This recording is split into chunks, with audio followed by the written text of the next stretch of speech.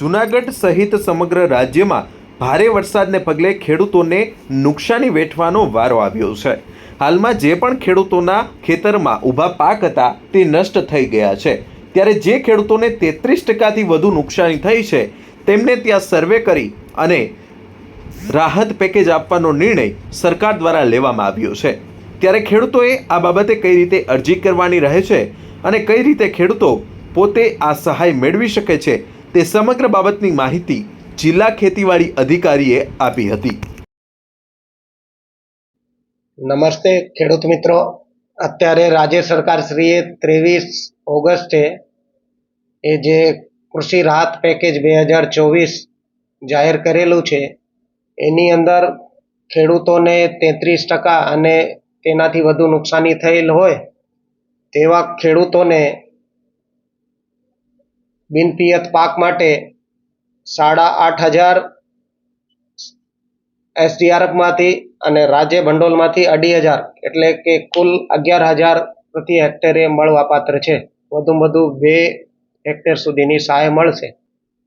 વર્ષાયુ પિયત પાક માટે આ રકમ જે છે એ કુલ મળીને 22,000 પ્રતિ હેક્ટર છે અને બહુ વર્ષાયુ ફળઝાડ જે છે એના માટે 22,500 પ્રતિ હેક્ટર 2 હેક્ટરની મર્યાદામાં છે।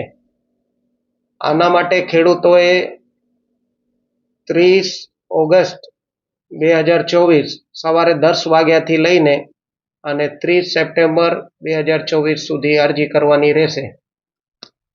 અરજીની અંદર ખેડૂતે પોતે પોતાની આધાર કાર્ડ, ખેડૂતે પોતાની જમીનના 8 પછી તલાટીનો વાવેતરનો દાખલો અથવા ગામના નમૂના 7-12 પછી મોબાઈલ નંબર, આધાર નંબર અને બેંક અકાઉન્ટ, IFSC કોડ અને લાભાર્થીનું નામ દર્શાવતા પાનાની ઝેરોક્સ અથવા કેન્સલ ચેકબુક, સંયુક્ત ખાતું ધરાવતા હોય તો એ સંયુક્ત ખાતેદારોનું કોઈ એક લાભાર્થીને સહાય ચૂકવવા બાબતનો ના વાંધા પ્રમાણપત્ર આટલું લઈને અને ગામના VC કે VLE નો સંપર્ક કરીને ડિજિટલ ગુજરાત પર ઓનલાઈન અરજી કરવાની છે।